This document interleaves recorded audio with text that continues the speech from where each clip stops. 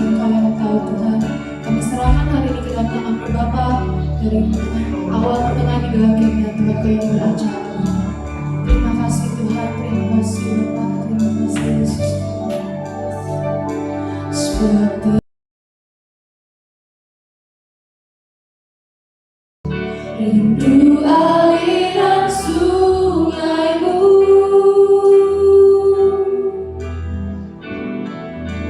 hatiku tak tahan menunggu-Mu.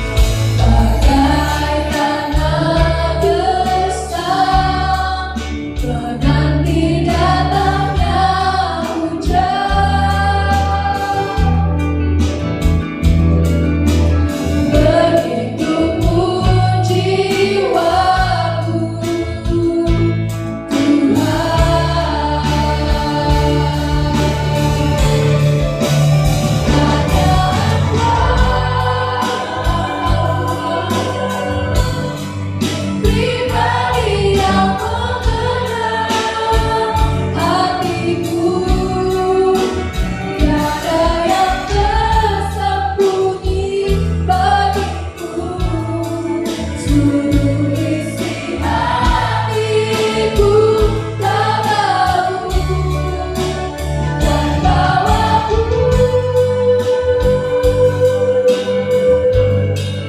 Untuk lebih dekat lagi padamu, tinggal dalam indahnya betapa kasihmu.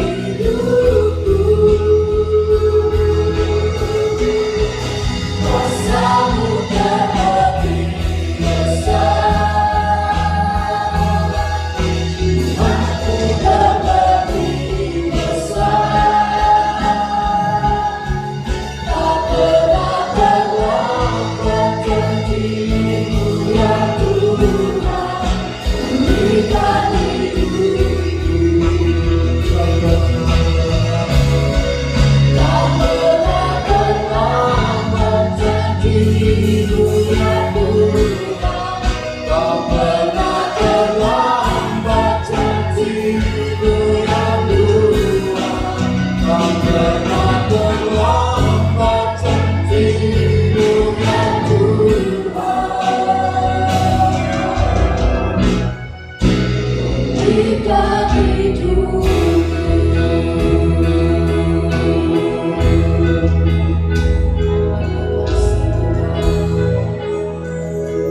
Kami bersyukur kepada-Mu Tuhan. Kami berterima kasih untuk hari ini. Kami berterima kasih kepada-Mu untuk segala yang baik, untuk segala sesuatu yang kami boleh alami. Kami tahu Tuhan, penyertaan-Mu yang kuat itu ada pada kami. Tangan-Mu yang kuat itu selalu menopang kami. Terima kasih Tuhan Yesus. Terima kasih untuk hari ini. Kami bersyukur kepada-Mu Tuhan. Terima kasih untuk kami boleh beribadah dalam ibadah pengucapan syukur kami sebagai tanda rasa terima kasih kami Tuhan, sebagai rasa wujud syukur kami kepada-Mu Tuhan atas semua yang baik yang kami alami. Terima kasih Tuhan untuk waktu yang kami boleh dengarkan firman. Berbicaralah Tuhan kepada kami, sampaikan apa yang menjadi keinginan-Mu Tuhan, tuntun kami lewat firman-Mu Tuhan. Terima kasih Bapa, beri pengertian dan pemahaman supaya apa yang kami mengerti dan apa yang kami pahami kami boleh melakukannya. Terima kasih Tuhan, terima kasih, terpujilah nama-Mu. Terima kasih Bapa di surga. Di dalam nama Yesus kami berdoa dan mengucap syukur. Haleluya. Amin. Puji Tuhan, silakan duduk kembali. Selamat pagi Bapak Ibu sekalian yang dikasihi oleh Tuhan. Shalom. Puji Tuhan, senang kita boleh bersama-sama dengan Bapak Ibu pada hari ini. Nah saudara, tadi malam kami baru balik, ada beberapa dari kami 7 orang. Kami berangkat ke Mentawai, ke Siberut. Kita dilantik cabang kita yang ke-7 di Pulau Siberut, itu Siberut Selatan. Puji Tuhan. Nah, saudara, kita tahu bahwa secara gereja juga harus menghasilkan gereja yang baru. Saya sebagai gembala juga harus memultiplikasikan bagaimana supaya ada gembala-gembala yang baru. Ya, secara gereja juga kita harus berbuah. Buahnya apa? Ya gereja. Ya, karena ayam pasti akan melahirkan, akan bertelur ayam atau binatang apapun, dia akan melahirkan yang sama, ya spesiesnya pasti sama. Nah saudara, puji Tuhan, Tuhan memberikan cuaca yang baik, ya. Nah saudara, dulu untuk sebelum berpergian, maka entahkah darat, entahkah laut, entahkah udara, orang suruh makan antimo, betul ya? Tapi sekarang bukan antimo, antigen, sudah beda. Jadi satu kali ini cerita antimo, saudara ya. Jadi satu kali seorang ini marah-marah dia kepada di satu warung. Kenapa? Karena dia beli antimo di sana. Jadi waktu dia beli antimo, dia minum antimo, dia bilang dia masih mabuk juga. Nah terus ini orang toko ini bisa tidak mau kalah sebenarnya. Jadi kemudian dia tanya, loh sekarang Bapak pekerjaannya apa? Saya polisi. Oh Bapak betul, kenapa? Karena kan Bapak pernah tidak dengar jinglenya antimo? Mabuk laut, darat dan udara. Ini tidak termasuk kepolisian Pak. Darat, laut dan udara saja. Jadi tidak masuk kepolisian. Jadi kalau polisi minum antimo mabuk, ya betul Pak. Ini cuma joke aja sebenarnya. Nah saudara, jadi kan angkatan darat, angkatan laut, angkatan udara kata yang jual toko, tidak masuk kepolisian. Kan lagunya kan begitu ya saudara. Mabuk darat, laut dan udara. Tapi hari ini kita tidak cerita antimo dan antigen.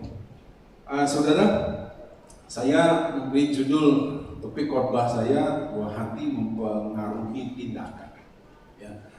Karena memang kalau kita mau lihat dan kemudian saya mempelajari dan kita lihat bahwa sebetulnya sangat dominan hati seseorang itu akan mempengaruhi apa tindakannya dia.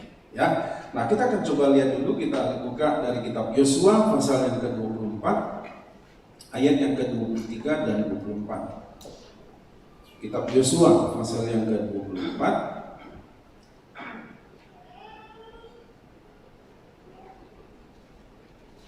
ayat yang ke-23 dan 24. Oke. Kita akan baca sama-sama ayat 23 dan 24. 2, 3. Ia berkata, maka sekarang jauhkanlah Allah asing yang ada di tengah-tengah kamu, dan condongkanlah hatimu kepada Tuhan Allah Israel. 24. Lalu jawab bangsa itu kepada Yosua, kepada Tuhan Allah kita kami akan beribadah, dan firman-Nya akan kami dengarkan. Nah, saudara, Yosua sebelum orang Israel sudah dibagi wilayahnya masing-masing, dan kemudian sebelum mereka menduduki daerah itu, Yosua kumpulkan mereka, dan kemudian Yosua katakan kepada bangsa itu. Kenapa? Karena dia punya pengalaman bahwa dulu 2,5 juta lebih kurang orang Israel yang keluar dari Mesir, ternyata yang bisa masuk ke tanah Kanaan itu cuma mereka berdua, Yosua dan Kaleb. Dan jutaan lain mati semua di padang gurun, termasuk Musa, karena dikatakan Musa teledor dengan kata-katanya. Tuhan tidak izinkan Musa masuk ke tanah Kanaan, cuma tengok saja. Nah, kemudian ini yang Yosua katakan kepada bangsa itu. Dia tahu seperti apa tabiat sifat bangsanya. Mungkin di antara orang-orang yang meninggal itu ada orang tuanya, ada keponakannya, ada pamannya, ada kakek neneknya. Karena dia katakan mereka yang keluar itu. Dan keluarga besarnya semua itu, kandung dan saudara dengan dia, seluruh keluarga besarnya mati. Nah, kemudian sebelum mereka menduduki daerah Kanaan itu, kemudian Yosua katakan kepada mereka, pilihlah pada hari ini, kamu mau beribadah kepada siapa? Kepada Allah.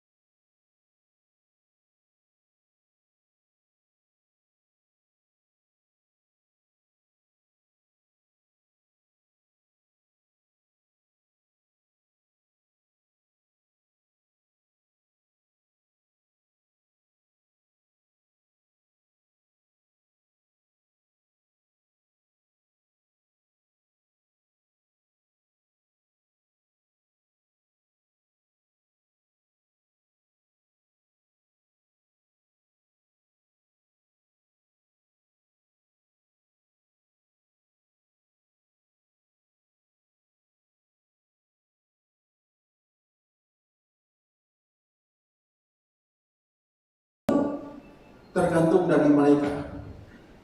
Kalau Bapak Ibu lihat kira-kira di mana? Tergantung Tuhan atau tergantung mereka? Pasti kita akan jawab ini tergantung dari mereka, bukan tergantung dari Tuhan. Karena Yosua katakan condongkanlah hatimu.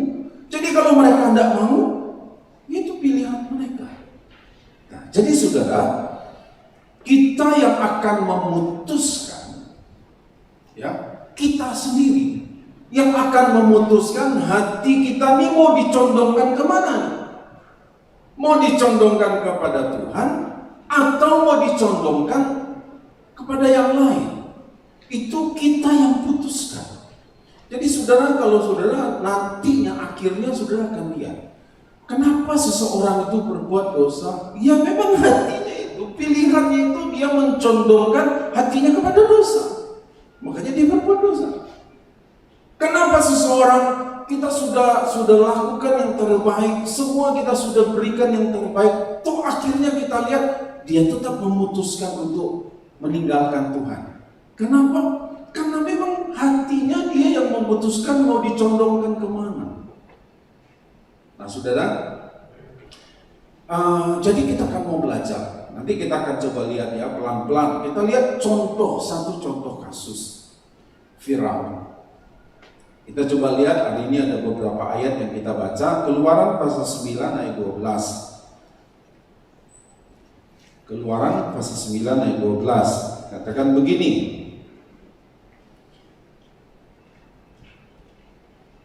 Tetapi Tuhan mengeraskan hati Firaun sehingga ia tidak mendengarkan mereka, seperti yang telah difirmankan Tuhan kepada Musa. Pasal 10 ayat 1. Berfirmanlah Tuhan kepada Musa, pergilah menghadap Firaun, sebab aku Tuhan telah membuat hatinya ini hati Firaun, dan hati para pegawainya berkeras, supaya aku mengadakan tanda-tanda mujizat yang kubuat ini di antara mereka. Ayat 20. Tetapi Tuhan mengeraskan hati Firaun sehingga tidak mau membiarkan orang Israel pergi. Ayat 27. Tetapi Tuhan mengeraskan hati Firaun sehingga dia tidak mau membiarkan mereka atau orang Israel pergi. Pasal yang ke-11 ayat yang ke-10. Tetapi Musa dan Harun telah melakukan segala mukjizat ini di depan Firaun. Tetapi Tuhan mengeraskan hati Firaun sehingga tidak membiarkan orang Israel pergi dari negerinya. Kalau kita baca ayat-ayat ini, seolah-olah Tuhan itu Tuhan yang diktator. Suka-sukanya dia saja. Dia mau keraskan hati orang ini, dia keraskan. Dia benci dengan orang ini, dia akan musnahkan. Dia akan matikan orang itu. Dia akan sepertinya dia Tuhan yang diktator, semena-mena, suka-sukanya dia. Kalau kita hanya baca ayat ini tanpa kita memperbandingkan dengan ayat-ayat yang lain, kan seolah-olah Tuhan mengeraskan hati Firaun demi bangsa Israel keluar dari Mesir. Tuhan mengeraskan hati Firaun, bahkan hati pegawainya pun dikeraskan oleh Tuhan supaya Tuhan membuat mujizat. Seolah-olah kita lihat Tuhan itu satu sisinya, kok Tuhan itu begitu kejamnya. Katanya sih Tuhan sayang manusia, tapi kok suka-sukanya dia, kok dia keraskan hati Firaun.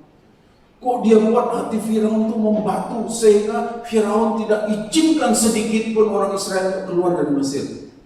Seolah-olah seperti itu. Tapi kita coba lihat saudara, kenapa? Ya, kenapa kok bisa Tuhan itu keraskan hati Firaun? Kok kenapa Tuhan bisa membuat hati Firaun itu begitu kerasnya sehingga tidak bergeming dia? Pokoknya dia bilang pokoknya tidak. Nah, kita melihat sumbernya ini asalnya dari mana sehingga Firaun jadi keras hati. Ya, nah kita sepertinya Tuhan mengeraskan hati Firaun ini. Kita coba lihat dari mana asalnya, ya. Keluaran pasal yang ke-9 ayat yang ke-12. Keluaran pasal yang ke-7 ayat 13. Perhatikan baik-baik, ya.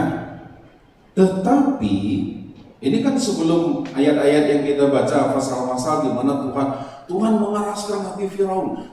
Tuhan membuat Firaun berkeras hati. Ya, ini kan yang kita baca tadi kan Tuhan mengeraskan hati Firaun. Tapi kita coba lihat mundur sedikit. Ya, kita lihat mundur sedikit dari mana sampai bisa Tuhan membuat hati Firaun jadi keras. Ya, nih pasal 7 ayat yang ke-13 dikatakan, tetapi apa? Hati Firaun. Apakah ini Tuhan di sana ada? Tuhan mengeraskan hati Firaun? Belum. Tapi dikatakan apa?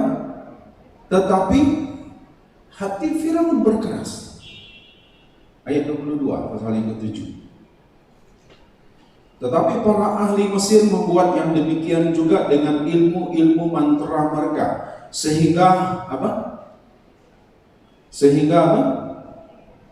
Hati Firaun berkeras. Pasal 8 ayat 19.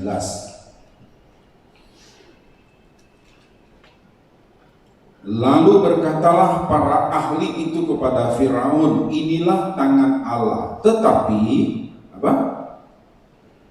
Tetapi hati Firaun berkeras. ayat yang ke-32, pasal yang ke-8. Tetapi sekali ini pun Fir'aun tetap berkeras hati. Bukan Tuhan yang mengeraskan hatinya, Firaun yang berkeras hati. Ya. Satu lagi, pasal 9 ayat yang ke-7. Lalu Firaun menyuruh orang ke sana, dan sesungguhnya lah dari ternak orang Israel tidak ada seekor pun yang mati. Tetapi Firaun tetap berkeras hati. Kenapa Tuhan membuat hati Firaun jadi keras? Awalnya karena Firaun yang berkeras hati. Dan akhirnya setelah diberi kesempatan, dikasih kesempatan, Firaun tetap berkeras hati. Dan kemudian Tuhan katakan begini, oke, apa yang ada di hatimu aku akan meneguhkan. Kamu berkeras hati, iya, aku akan membuat hatimu lebih keras lagi. Saudara, pada dasarnya kalau Firaun dari awal dia rela melepaskan orang Israel, mungkin bencana itu tidak akan terjadi. Tapi karena Firaun berkeras hati, berulang kali dikatakan dia berkeras hati, Firaun berkeras hati, dan kemudian Tuhan berkata, aku akan mengeraskan hatimu yang memang engkau sudah buat sendiri, tercipta sendiri. Engkau yang menciptakan hati yang keras, dan kemudian Tuhan katakan, aku akan teguhkan hatimu yang keras. Saudara, dalam kehidupan ini, bukan karena seringkali Tuhan yang membuat sesuatu terjadi dalam hidup kita. Kenapa? Karena hatimu yang tidak mau berubah. Engkau yang membuat hatimu jadi seperti itu, jadi membatu, jadi sepertinya hati kita itu tidak ada lagi permintaan maaf, tidak ada lagi maaf-maafan bagimu. Kita yang menutup hati kita terhadap kasih Tuhan, kita yang menutup hati kita terhadap segala sesuatu yang baik, sehingga akhirnya terjadilah hati kita yang membatu, hati kita yang dingin dengan yang lain. Kenapa? Karena hati kita yang buat begitu. Bukan Tuhan kejam, bukan Tuhan itu bengis, bukan Tuhan itu diktator suka-sukanya ngatur hati kita. Saudara, berapa kali kadang-kadang kita ajak orang untuk melakukan yang baik? Berapa kali kita ajak orang, ayolah ke gereja, ayolah beribadah kepada Tuhan. Tuh dia bilang tidak. Kenapa? Tergantung dari mana? Ya hatinya. Orang dia nggak mau. Saudara, saya tahu mungkin kalau hari Minggu ini pilihan kita kan banyak.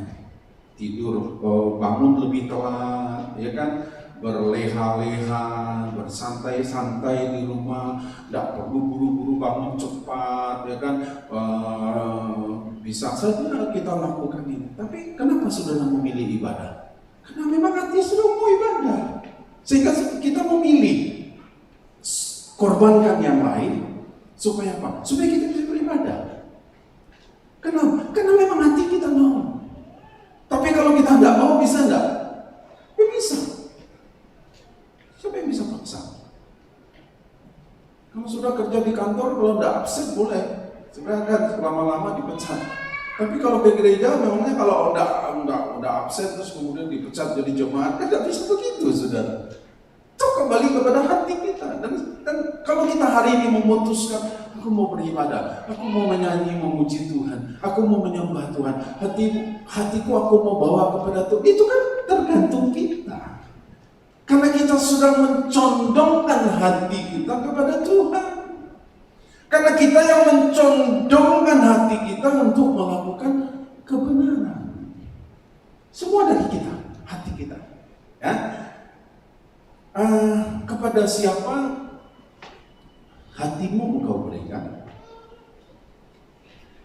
Ya, kepada siapa hatimu engkau berikan, maka dialah yang akan mempengaruhi hidup. Saya ulang ya. Kepada siapa hatimu engkau berikan, maka dialah yang akan mempengaruhi hidup. Ya. Matius pasal 6 ayat 24 berkata, engkau tidak dapat mengabdi kepada dua Tuhan, kepada Tuhan dan kepada Mammon. Karena ayat yang sebelumnya berkata begini, di mana harta, ayat yang ke-19 berkata, di mana hartamu berada, di situ hatimu berada. Makanya kalau hatimu terikat dengan harta, artinya tujuan hidup kita hanya kepada Mammon. Terikatkan kita kepada Mammon dan maka tidak mungkin mengabdi kepada Tuhan. Pada Tuhan. Jadi hanya pilihannya begitu. Mau kepada Tuhan atau kepada Mammon, itu pilihan. Kenapa? Karena condongkan hati kita ke situ. Saya coba kasih beberapa contoh ya. Jadi saudara, kepada siapa hati kita berikan, maka dia yang akan mempengaruhi, ya, akan mempengaruhi hidup kita. Tahun 81, dunia geger, ya. Kenapa? Karena ada seorang wanita from zero to hero. Tiba-tiba dia jadi terkenal. Namanya Lady Diana, Lady Di. Dia menikah dengan dia yang dulunya adalah seorang guru TK. Tiba-tiba dia jadi terkenal. Kenapa? Karena dia menikah dengan seorang pangeran Charles. Dan tiba-tiba semua jadi terkenal. Dan hari pernikahannya ditonton oleh 1 miliar orang. 1 miliar orang. Dia gaya jalannya, model rambutnya, itu ditiru orang. Kenapa? Banyak wanita, pria tak akan mungkin tiru itu. Tapi wanita akan tiru. Dan tiba-tiba di tahun 81 setelah Lady Di menikah itu, gaya rambut orang, stylistnya, siapa nih perancang busananya Lady Di? Wah, orang-orang kaya, orang-orang terkenal akan cari perancang busana itu. Kenapa? Desainer, kenapa dia dicari? Karena dia yang merancang baju Lady Di. Dia. Wah, semua orang. Kenapa? Karena hati orang condong ke Lady Di. Dan itu mempengaruhi tindakannya. Apa tindakannya? Gaya rambutnya, gaya jalannya, model bajunya, semua diikuti oleh banyak wanita. Kenapa? Karena hatinya ke Lady Di. Condong dia ke sana. Dan kemudian itu mempengaruhi kehidupannya. Kenapa dia dipengaruhi kehidupannya? Karena hati orang itu condong ke sana. Tapi kalau orang tidak suka dengan Lady Di, kan tidak semua orang suka kan? Ada yang tidak suka. Begitu tidak suka dengan Lady Di, apakah dia akan niru gaya rambutnya Lady Di? Apakah dia akan niru model bajunya? Bukan. Begitu ada acara dia mewakili kerajaan, kemudian perhatikan, orang-orang akan mengamati model baju apa yang dia pakai. Begitu ditampil di TV, besoknya sudah keluar baju yang sama, ditiru oleh orang. Kenapa? Hati orang condong ke dia. Jadi kemana hati orang itu saudara berikan? Maka orang itu dia akan mempengaruhi tingkah laku kita. Contoh yang lain ya, contoh yang lain. Oke. Siapa yang suka sepak bola di sini? Victor. Oke. Victor kenal dengan CR7? Kenal ya? Oke. Pak Man, kenal dengan CR7? Kenal. Oke. Tanya ibu-ibu. Ibu Vincent. Ibu Vincent tahu nggak CR7? Enggak. Kenapa yang satu tahu, satu yang enggak? Karena yang satu hobi, yang satu tidak. Ada wanita yang hobi sepak bola? Oh ada. Karena sekarang kan ada women football club ya kan? Ada yang wanita hobi sepak bola. Ya. Dan kalau ditanya tentang CR7, Cristiano Ronaldo, di inisial namanya CR7 karena dia selalu di kostumnya pakai nomor 7. Orang tahu, kenapa orang tahu? Orang pakai tiru gaya rambutnya, ya. Dan kemudian Dia ini kan mau diiklan dari Head and Shoulder atau Bliss? Head and Shoulder ya? Clear. Kenapa orang pakai sampo clear? Sebagian karena si Arsyad mempromosikan dengan pakai clear, rambutku jadi bagus. Oh, supaya rambutku bagus seperti Cristiano Ronaldo, aku pakai juga clear. Kenapa orang Ronaldo itu bisa mempengaruhi orang ini untuk memilih clear, bukan Head and Shoulder, bukan Pantene, bukan ini. Kenapa dipengaruhi hidupnya? Karena hatinya itu senang dengan si Arsyadnya tadi. Kemana hatimu ke bawah, maka dia itu akan mencondongkan hatimu itu ke sana. Kalau teman-temanmu, anak muda, kalau teman-temanmu semua adalah gamers, kamu tidak suka game, saya jamin dalam 1 tahun ke depan kamu adalah pecandu game. Kenapa? Karena teman-temanmu begitu, dia akan condongkan hatimu itu di sana. Tiap hari dia akan cerita tentang, kamu tahu enggak ini, kamu tahu enggak ini. Dan akhirnya lama-lama kamu akan ikuti dia. Dan kenapa akhirnya kamu jadi pecandu game? Karena hatimu itu condong ke sana. Nggak peduli lagi. Ibadah boleh berlangsung, gameku tetap jalan. Ya kan kenapa? Nanti temanku marah karena dia main, saya termasuk salah satu. Kita kan harus main gitu. Main apa berempat atau main berapa namanya itu kan main bareng-bareng gitu. Kalau saya nggak main dia marah, atau saya nggak main nanti poin saya jadi berkurang, nanti saya begini. Hati mau condong ke sana, maka dia akan mempengaruhi tingkah laku. Jadi sekarang siapa yang kepada siapa hatimu kau berikan? Kepada siapa? Kalau hatimu berikan kepada pekerjaan, maka pekerjaanlah yang utama. Dia akan mempengaruhi. Tidak usah ibadah, kerja, kata dia. Kan begitu, kenapa? Karena hatimu itu sana. Sekarang kita tinggal memilih. Kalau memang kita diharuskan bekerja yang memang ya apa boleh buat, itu kan tidak ada pilihan. Tapi kadang-kadang saudaraku, kita yang harus mencondongkan hati kita mau kemana. Saya kadang-kadang salut dengan saudara kita yang satu. Kalau saudara pergi ke pasar di Jumat, tidak ada yang jaga tokonya saudaraku. Cuma dipalang aja pakai sapu di depan. Betul ya? Apakah tokonya ditutup habis gitu? Enggak, ditinggal barangnya, palang aja satu pakai kayu, taruh kursi di depan, palang sama pakai sapu, ditinggal aja. Kenapa? Karena hatinya condong untuk ibadah, dilupakan yang itu. Satu sisi ya, kadang-kadang kita orang percaya, kita bilang hati kita condongkan kepada ibadah. Kita datang ibadah, tapi pikiran kita untuk kemana-mana. Ini cerita di pedalaman sebenarnya. Di pedalaman yang masuk itu.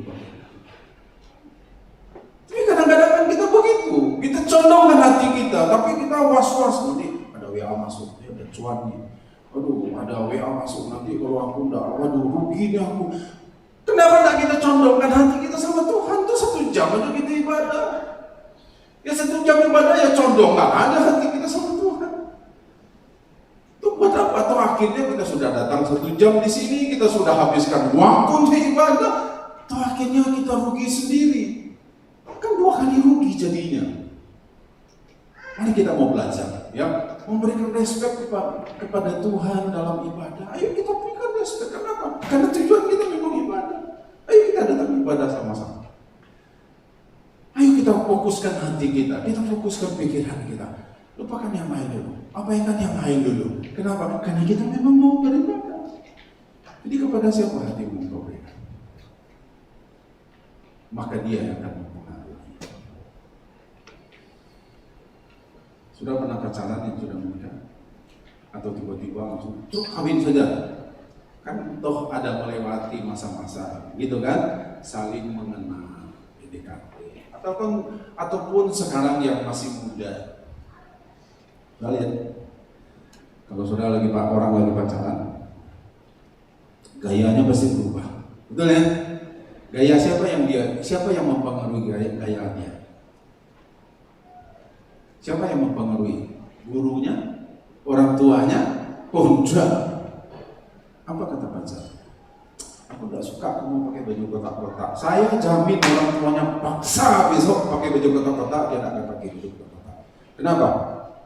Kenapa pacarnya bilang enggak, aku enggak suka dengan kotak-kotak. Kenapa? Hati ini tuh ada sama pacar, bukan sama orang tuanya. So simple, sangat sederhana kan? Kenapa orang mau melakukan itu? Begitu putus pacar rasanya dunia ini seperti runtuh. Kenapa? Karena hatinya itu sepenuhnya di sana. Pacarnya tinggalin dia, hatinya pun ikut terbawa lari. Padahal hatinya masih tinggal di dalam dia.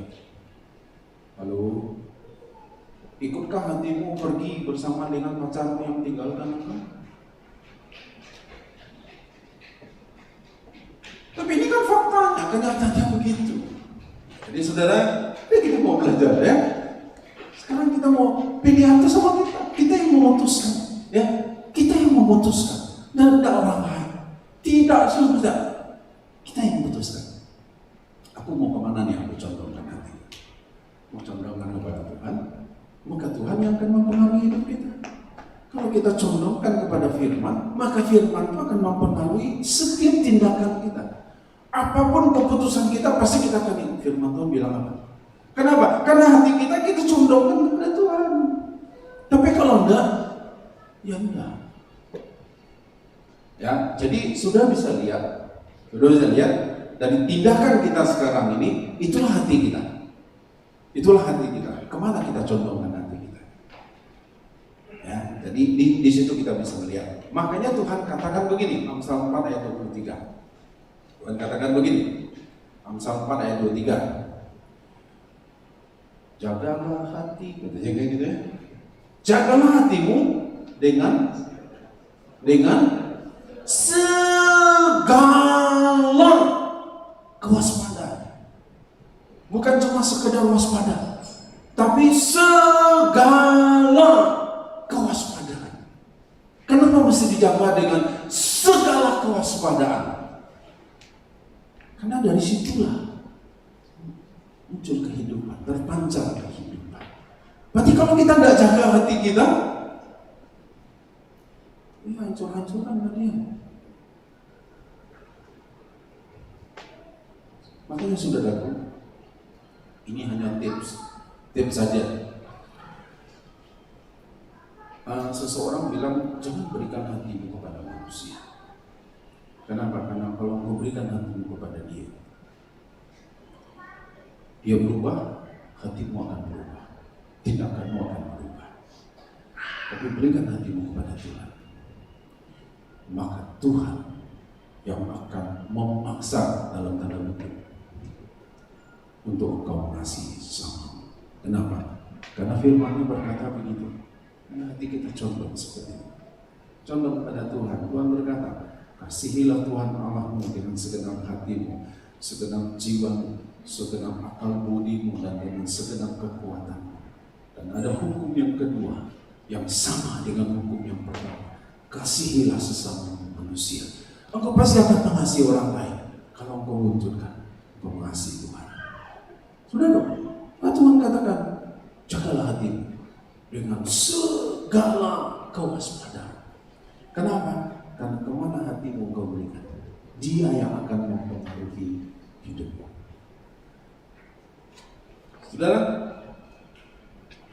Saudara kenal dengan BTS?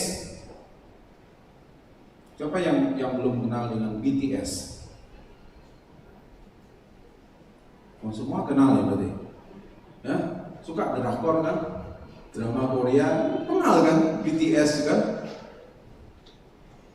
Semua orang gayanya dia kan? Oh, model rambutnya, bagaimana dia kalau dia lagi ngomong, perhatikan. Oh, bagaimana kalau dia berjalan? Kenapa? Karena hati kita ada sama dia. maka dia akan mempengaruhi kita. Oh kalau gitu saya nggak boleh fans, nggak boleh suka sih oke aja. Tapi jangan bawa hatimu ke sana. Kalau hatimu yang engkau bawa condong 100% ke sana, dialah yang akan pengaruhi. Sama-sama aja sih kita punya hobi, silakan aja. Silakan. Hobi kita apa? Silakan. Tapi jangan berikan hatimu 100% kepada hobimu. Kenapa? Karena hobimu yang akan mempengaruhi. Saya juga jalan pagi. Setiap pagi saya jalan, jam berapapun mulainya, jam 7, jam 8, ya, jam 9. Di lingkungan komplek rumah saya jalan kaki. Dan saya perhatiin, suatu kali saya jalan lebih pagi. Ketemu lagi dengan bapak. Hobinya pelihara ayam jago. Dia mandiin tiap pagi semua. Sementara anaknya yang ngurusin istri. Kenapa? Karena hari itu saya lihat, kebetulan saya lewat di depan, selalu lewat depan rumah itu. Kalau saya lewat rutenya begitu, saya selalu agak ketemu dia. Dia ambil ayam, disiram-siram ayam jagonya itu. Dibersihin lidahnya, dibersihin tajinya, dibersihin ayamnya, saudaraku. Kemudian dia jemur pagi-pagi karena sinar UV ultraviolet bagus untuk ayam. Sementara anaknya dia tidak urus. Kenapa saya bilang tidak urus? Karena setiap pagi sebelum anaknya berangkat sekolah, dia sudah mengurus ayamnya. Hatinya tidak condong kepada anaknya, hatinya condong sama ayam. Maka ayamnya yang diurus, bukan anak. Sederhana juga. Kepada siapa hatimu condong? Orang tua, kalau hatimu condong sama anakmu, engkau akan urus anakmu dengan baik. Engkau akan berdoa dengan untuk dia. Engkau akan didik dia. Engkau akan ajarkan kebenaran kepada dia. Kenapa? Karena hatimu condong sama dia. Tapi kalau hatimu condong dengan pekerjaan, sebentar nak, papa sibuk. Suatu saat Tuhan akan berhentikan kesibukannya dan baru engkau menyesal. Tapi apa gunanya? Kita punya anak di rumah, tapi kita kehilangan dia di dalam rumah. Itu apa? Kemana kita condongkan hati kita? Ya, kalau kita condongkan sama keluarga kita, saya percaya keluarga jadi prioritas. Ayo, buku PPKM level 3, nggak boleh pergi kemana-mana. Oke, kita buat acara di rumah ya. Kita buat all-in di rumah saja. Ya, all-in from home. Ya kan, bisa saja. Dari sekarang sudah pikirin. Buat acara yang meriah di rumah saja. Ya, kenapa? Karena kan nggak boleh kemana-mana.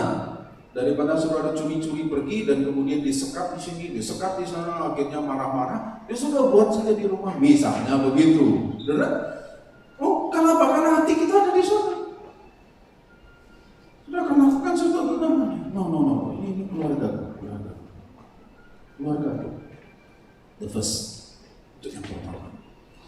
Prioritasnya di sini. Kenapa? Karena hati saudara di sana. Tapi kalau hati saudara dengan hobi teman-temanmu, maka saudara akan tinggalkan keluarga demi teman-teman. Mari saya mendorong kita. Firman Tuhan katakan, condongkanlah hatimu kepada siapa? Kepada Tuhan. Siapa yang memutuskan?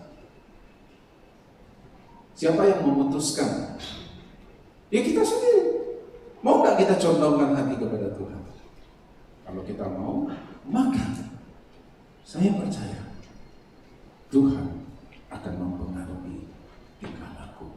Kenapa? Karena hati mudah ada di sana. Ternyata, saudaraku, kedekatan fisik Ya, kedekatan fisik tidak selalu memberi pengaruh, tapi kedekatan hati yang akan mempengaruhi banyak. Saya bilang ya, kedekatan fisik tidak selalu memberi pengaruh, tapi kedekatan hati ternyata itu yang banyak mempengaruhi. Jadi boleh saudara bersama-sama, tapi hati kita juga mesti bawa ke sana. Jangan fisiknya ada di sana, tapi hatinya ke tempat lain. Nanti tidak akan memberi pengaruh apa-apa. Tapi yang akan mempengaruhi bukan sekedar kedekatan fisik, tetapi adalah kedekatan hati. Condongkanlah hatimu kepada Tuhan. Maka Tuhan lewat firman-Nya, lewat Roh Kudus-Nya yang akan mempengaruhi hidup. Tindakanmu akan dipengaruhi apa kata Tuhan, bukan apa kata Allah. Tindakanmu akan dipengaruhi.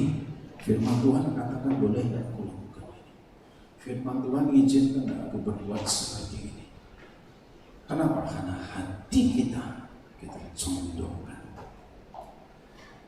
Saudara, saya berharap saudara tidak salah mengerti, bukan berarti tidak boleh kita punya hobi. Boleh. Apa saja sudah mau hobi asal benar ya, silakan. Tapi jangan memberikan hatimu 100% untuk hobi. Hatimu harus berikan kepada siapa? Condongkan aja hatimu. Kalau mau condongkan hatimu, pasti setiap kali kau mau bingung memutuskan sesuatu, pasti kau akan berdoa, nanya sama Tuhan. Tuhan, apa Tuhan? Tuntun aku Tuhan. Tolong aku Tuhan. Aku tidak ngerti nih jawabannya gimana. Aku tidak ngerti harus memutuskan apa. Bimbing aku lewat firman Tuhan. Kenapa? Karena hati kita condongkan kepada Tuhan. Saya mendorong kita semua, ya, semakin. Saya pun dalam memutuskan segala sesuatu, saya belajar untuk yang pertama adalah Tuhan, aku mau condongkan hati.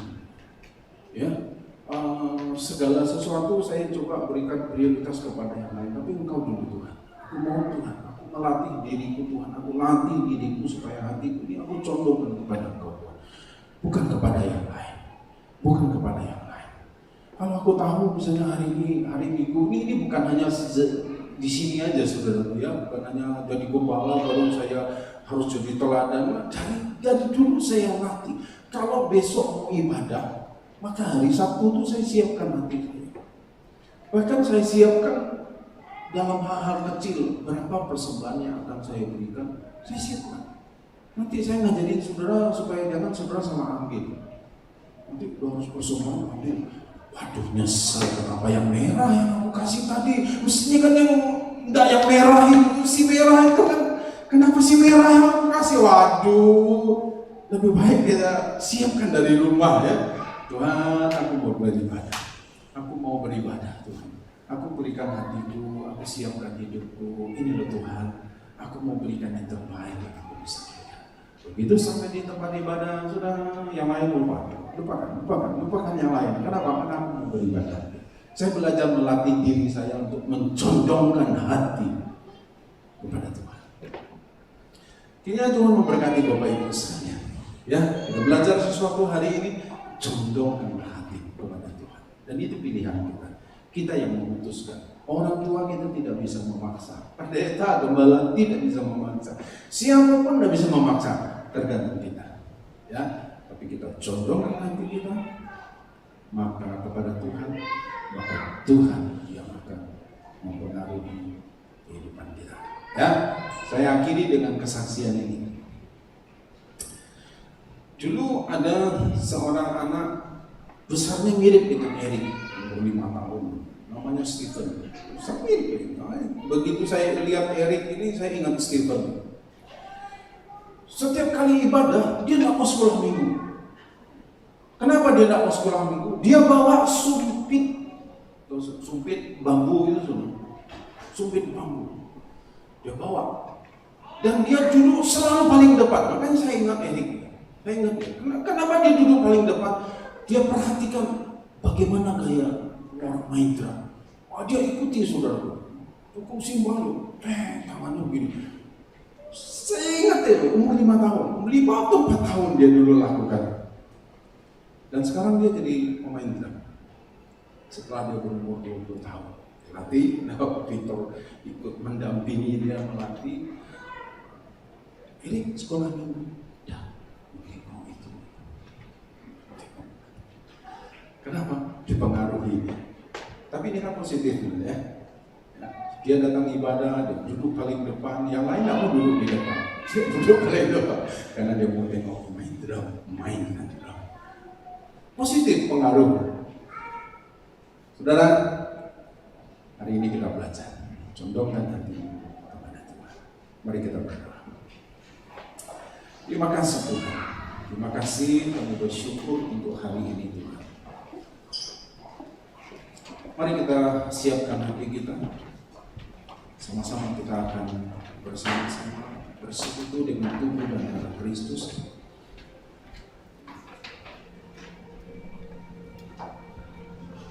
Terima kasih Tuhan.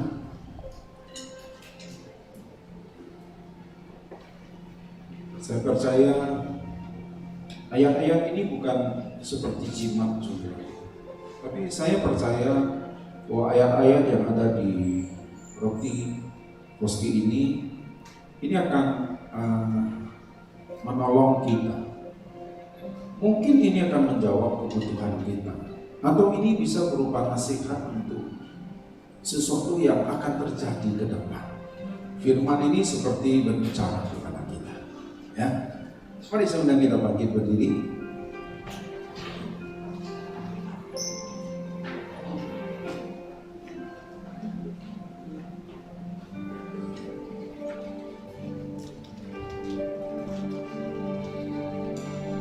Ku berikan hatiku dan jiwaku,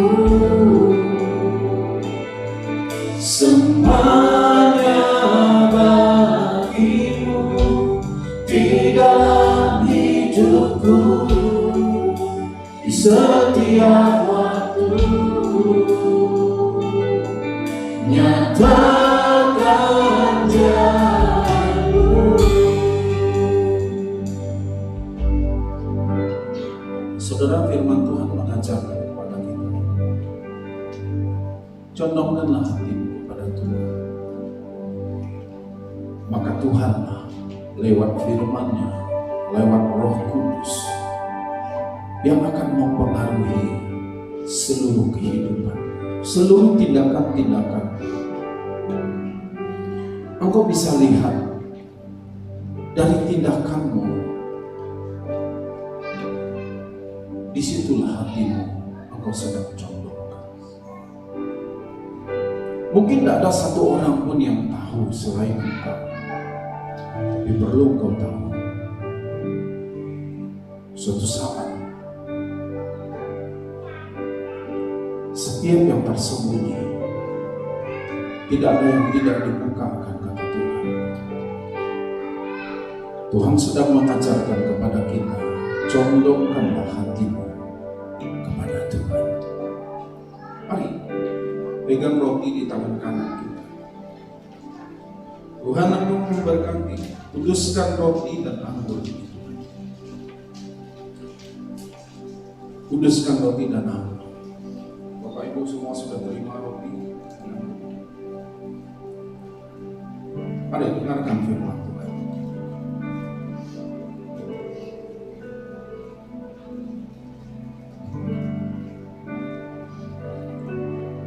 Kita angkat roti di tangan kita. Sebab apa yang telah kuteruskan kepadamu telah kuterima dari Tuhan, yaitu bahwa Tuhan Yesus pada malam waktu ia diserahkan mengambil roti, dan sesudah itu ia mengucap syukur atasnya, ia memecah-mecahkannya dan berkata, inilah tubuhku yang diserahkan bagi kamu, perbuatlah ini menjadi peringatan akan aku. Sudah bukankah roti di tangan kita melambangkan tubuh Kristus yang sudah terpecah bagi kita semua. Amin. Makanlah dalam nama Tuhan Yesus.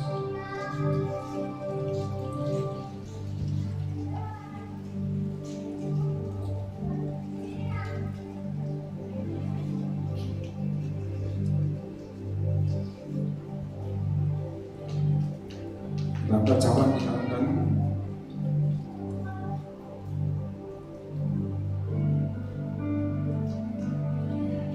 Demikian juga dia mengambil cawan sesudah makan lalu berkata, cawan ini adalah perjanjian baru yang dimateraikan oleh darahku.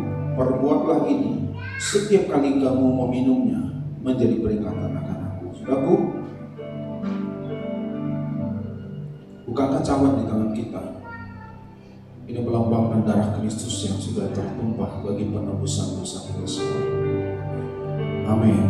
Minumlah dalam nama Tuhan Yesus.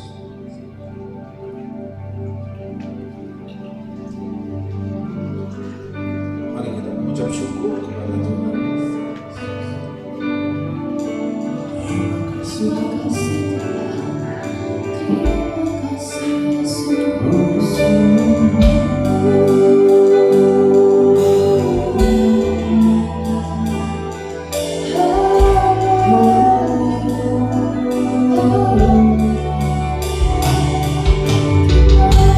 keinginan Tuhan adalah Engkau mencontohkan hatiku kepada Dia.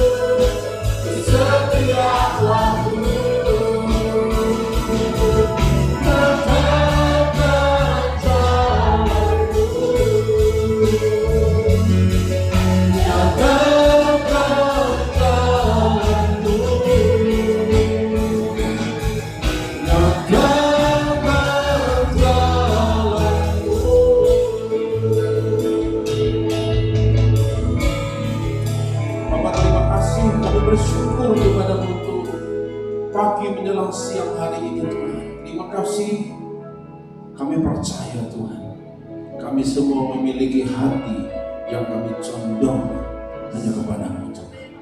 Dalam nama Yesus kami berdoa dan mengucap syukur. Haleluya. Amin.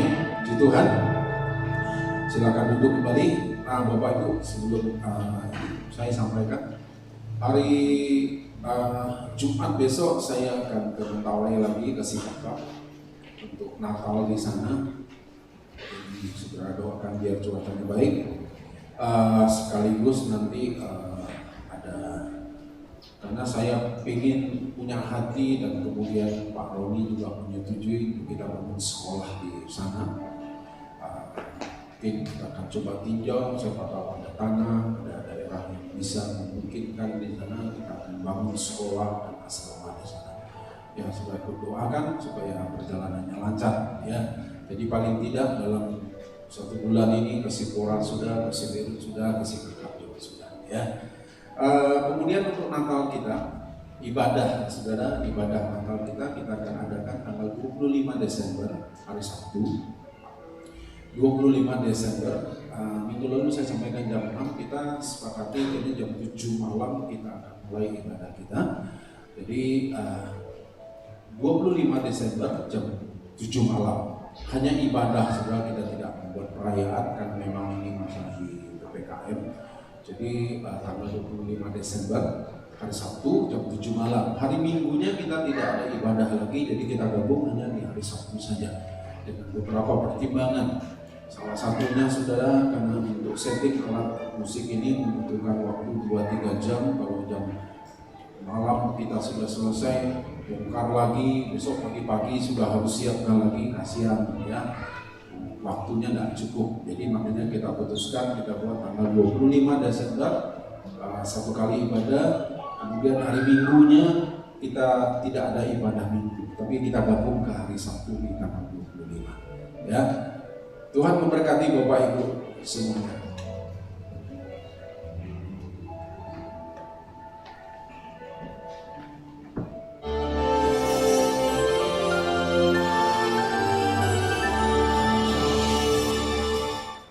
Shalom warga kerajaan, we are approaching Christmas.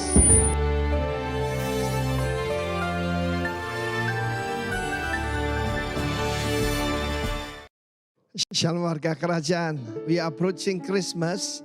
Dan karena itu saya sampaikan mulai minggu-minggu yang lalu, hampir 2 bulan ini, tentang the prodigal father.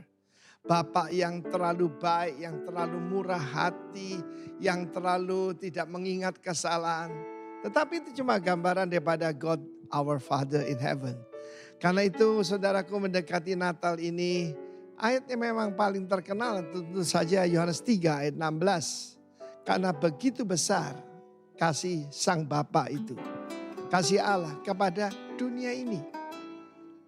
Bukan kepada orang-orang tertentu, semua orang. Sehingga ia telah mengaruniakan yang terbaik dari dirinya. His unique son, the only begotten son, satu-satunya. Kalau kita punya 5, memberi 1 gampang. Tapi cuma 1, yaitu putranya. Supaya yang percaya kepadanya. Ada kata kunci di situ, percaya. Tidak binasa tapi beroleh hidup yang kekal. Saudara kasih Tuhan, usia saya 70 tahun. Ya. Kalau saya diberi usia 80 atau berapa, it's only a dot. Itu cuma sebuah titik. Karena begitu singkatnya dibandingkan dengan kekekalan. Sebab nama Tuhan El Olam. El Olam adalah the everlasting God. Dan dia datang untuk memberikan kembali hidup yang kekal pada manusia. Waktu manusia diciptakan di Taman Eden, manusia pertama tidak pernah direncanakan sakit, stres, tetapi hidup yang kekal dan selalu dalam komunion dengan Tuhan. Dan inilah berita Natal itu ya. Sang putra akan lahir sebagai manusia biasa seperti saudara dan saya. Masa manusia dijadikan Tuhan? Bukan, ini Allah jadi manusia. Kalau manusia dijadikan Tuhan ya salah dong ya. Tetapi karena begitu besar kasih Allah. First mention principle, in the beginning God. Waktu bumi kacau balau. Kalau saya lihat sekarang bumi ini benar-benar kacau balau. Gelap gulita ya. Dan siapa yang dikirim? Firman-Nya. Dan rohnya melayang-layang di atas permukaan air. Waktu saya berbicara ini, firman ini kembali berbicara pada kita.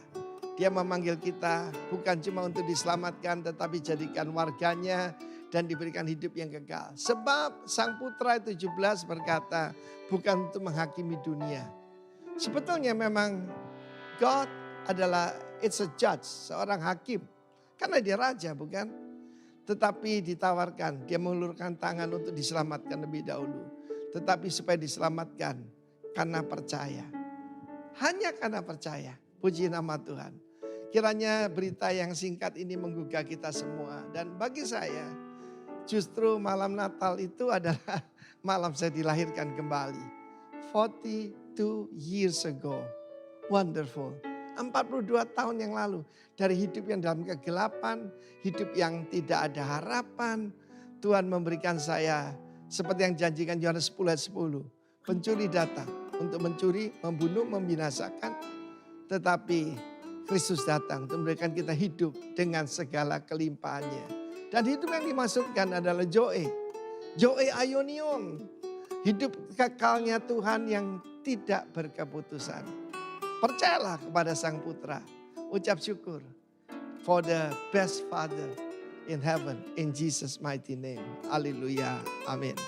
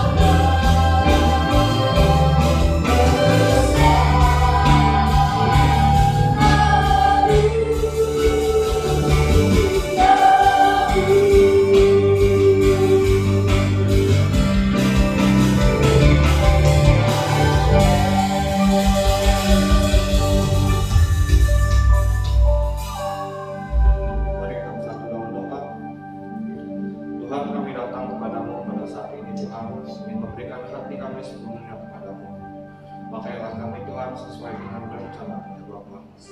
Bapa, kami tahu Engkau Allah yang mengetahui segala kehidupan kami. Engkau Allah yang mendengar segala pergumulan kami Tuhan. Dan kami percaya tiada tersembunyi di hadapan-Mu. Tuhan, kami berdoa pada saat ini untuk gereja kami di tempat ini. Dan Engkau memberkati gembala pemimpin kami, Timotius Arifin serta keluarganya. Dan kiranya Engkau memberkati gembala kami di tempat ini, ini serta istrinya Bu Esther dan keluarganya Tuhan. Tuhan, kiranya Engkau memberkati setiap pelayanan hamba-Mu ini Tuhan. Dan kami percaya Tuhan, kami di tempat ini boleh semakin bertumbuh dan semakin mengenal Engkau Tuhan sebagai juru selamat kami. Kami berdoa bagi bangsa kami Indonesia dan Kota Padang. Engkau berkati pemimpin kami, presiden kami, pemimpin daerah kami Tuhan. Kiranya Engkau memberkatinya. Jauhkan kami dari segala mara bahaya Tuhan. Lindungi kota kami dan bangsa kami. Terima kasih Tuhan Yesus. Kami juga berdoa setiap umat-umat-Mu yang ada di tempat ini maupun yang ada di rumah. Dan Engkau Allah yang memberkati kami, menyembuhkan segala penyakit kami Tuhan. Dan kiranya Engkau Allah yang memulihkan segala keadaan kami. Terima kasih Tuhan Yesus, kami berdoa untuk umat kami ini Tuhan. Kami percaya ketika nama-Mu dimuliakan di tempat ini, ada damai sukacita turun ke tempat ini. Kami juga ingin memberikan persembahan kami sebelum kami pulang. Tuhan berkati setiap persembahan yang kami berikan. Dan juga Tuhan, sebelum kami pulang, kami rindu menerima berkat melalui perantaraan hamba-Mu.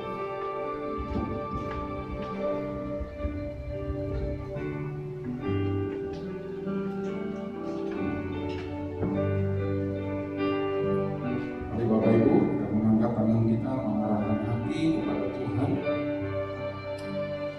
Saudaraku yang dikasihi oleh Tuhan, pulang dan terimalah berkat yang berlimpah dari Allah Bapa, kasih, damai, dan sukacita dari Yesus Kristus anaknya, dan persekutuan dengan Allah Roh Kudus yang menyertai kehidupan mulai dari saat ini dan bahkan sampai selama-lamanya.